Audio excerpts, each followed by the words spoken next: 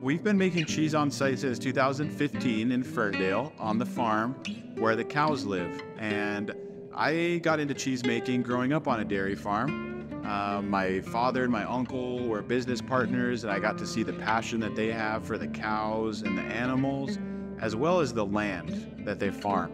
And cheese making was a great way for us to showcase the quality of the milk. We follow very traditional principles of cheesemaking, artisanal cheesemaking, which is always focused on the quality of the milk. And as farmers, my mentor Raphael understood that we would have a better quality cheese than's possible on a lot of other creameries. So our philosophy is from seed to cheese, which talks about the farming element of what we do, the fact that we start with sunlight, soil, water, and the seed, the grass in the fields, and we bring that to the cows in the barns. And the cows on this farm are a mixed breed of Jersey cows and Holstein. We've got two breeds to make sure that the cream in the cheese milk is sufficient for cheese making. But those cows are really the star of the show. Seed to cheese really is our overarching philosophy, but the cow is really the central theme. And caring for the cow every day is something that the farmers do, and then raising the crops for those cows every day is something that we do, which is a step beyond farmstead cheese making, which farmstead cheese making is cheese that's made in a single source fashion, where the cows actually live on location where the creamery is. And so we have the cows living in the barn just about 50 yards from where we're standing in the creamery. And so that makes us a farmstead cheese operation.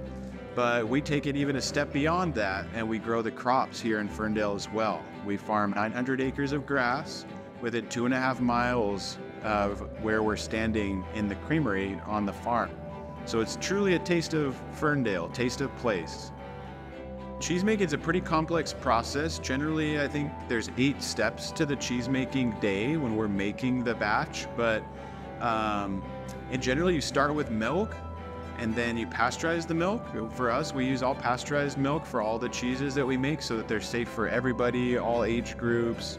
And then we add the cultures from Italy to provide the flavors for whatever type of cheese we're doing. Once we've added the cultures, we add the rennet to the milk, and that coagulates the milk. It gives you the curds and whey that you've heard of in some nursery rhymes. And then after we've processed those curds into cheese, the last ingredient is salt. And those are the 4 ingredients in cheese making. It's a very pure food.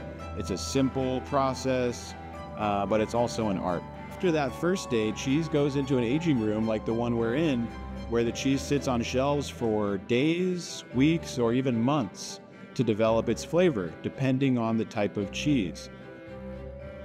We really believe that cheese is a nutritious part of the diet, but getting it to the people and helping them to understand how great it is, not only for their diet, but also for their enjoyment, I would say is the most challenging part and also the most fun part.